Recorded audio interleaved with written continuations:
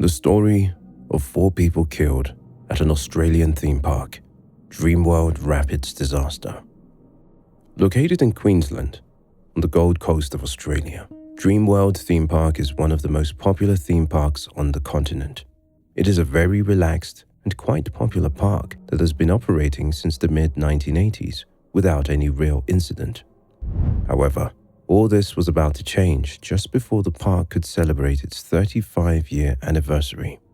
As the temperatures start rising in late spring in Australia, more and more people would visit the local theme parks. This was something seen at the queue of the Thunder River Rapids ride, where many people claim the line would even extend over bridged close to certain parts of the ride. Unfortunately, October 25th, 2016 would become a day of horrors, with 4 adults sadly losing their lives due to what is now called improper management and lack of staff training. This is the story of the biggest disaster that hit Australia since the Sydney Ghost Train fire in 1979. But what truly happened? The Thunder River Rapids Ride.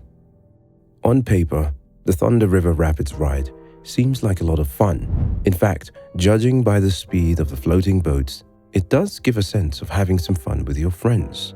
While the manufacturer and designer of the ride are not well known, it is suggested that the ride was one of the first investments for the owners of the park, opening in December 1986. The ride itself takes about 4 minutes and 10 seconds to complete, and it travels along at a speed of 28 miles per hour. This is not as fast when compared to some of the more elaborate rides around the world. But speed has never been the main goal of this ride. In fact, it was designed to make people wet, and to have them experience what it would be like to traverse the Australian wild rapids. The ride is around 1,350 feet from start to finish, and the height restriction is 3 feet and 11 inches. This is the absolute minimum height of those who would go on it. The ride itself quickly became one of the most popular rides at the theme park, and many even suggested that it could be considered as the main attraction.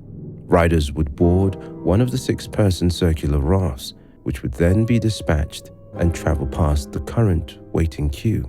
Once it had surpassed the queue, riders would be brought into a cave before the ride entered its main attraction, a rapids section that was designed to give riders a wet yet exhilarating experience. Finally, the raft would go underneath the Eureka Mountain mine ride before being brought back to the main station through a conveyor belt. On paper, all this sounds rather safe, but there was one big secret hidden beneath the parts and tools that made this ride operational. The tragedy that killed 4 people. As the Australian seasons were changing from spring to summer in late October, more and more enthusiasts would get out and visit local theme parks. In fact, business was booming heading into the hotter months of the year. This was all going great until a fateful day on October 25th, 2016. On this day, 4 adults named Kate Goodchild, Luke Dorsett, Roozbeh Araghi, and Cindy Lowe found themselves trapped in what was later discovered to be a technical malfunction and sadly lost their lives. Due to the design of this ride, which was later discovered to be custom-built by the park itself, the ride had 2 major water pumps.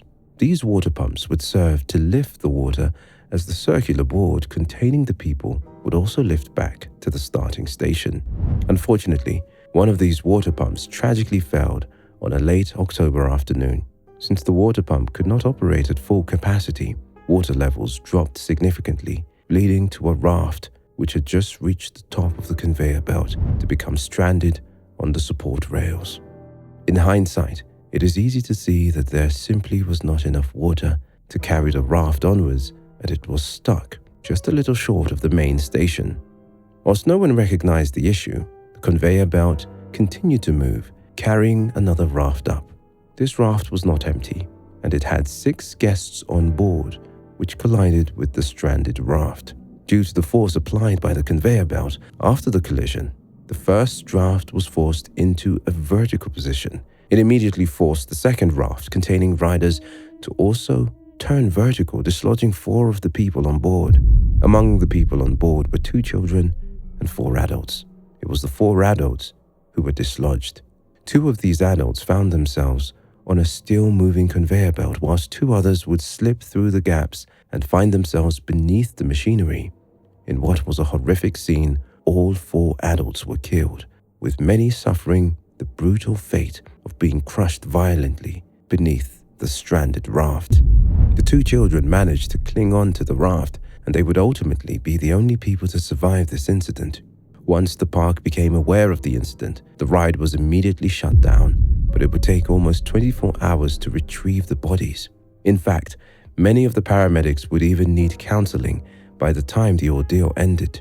Understandably, there was a massive outcry and significant frustration at the theme park owners, but investigators were quick to pounce and find out exactly what happened and why.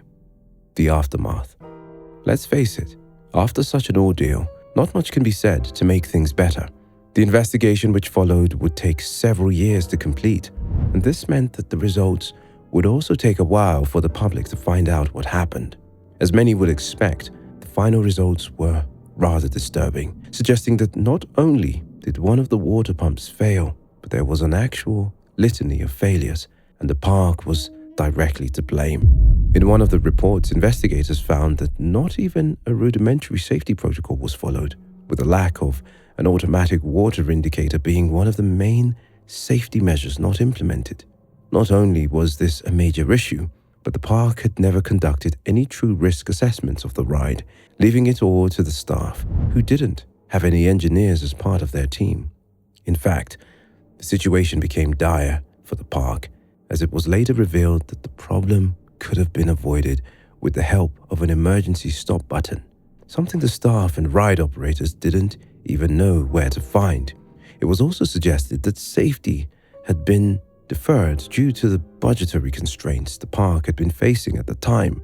Fortunately, Dreamworld did fully cooperate with the investigation and truly showed their empathy to many of the families affected by the incident. They would later be charged under the Australian Work and Safety Acts as the 2019 pandemic was underway. But the theme park operators did plead guilty to negligence. As the verdict came down in 2020, the parent company of the theme park, Ardent Leisure, would be slapped with a massive $3.6 million fine, which at the time would be a record for the biggest workplace fine for a tragedy in Queensland. As for the families and the ride itself, it was demolished just a few days later in November of 2016, with the steel taipan being the new replacement for the ride. However, Dreamworld is in the process of converting the area into a memorial garden to honor those who had tragically passed in this horrific accident. But for the families of the victims, this day of horrors doesn't seem to go away as easily. Only 2 children would survive losing their parents and completely changing the course of their lives, all because they had trusted that a ride was safe.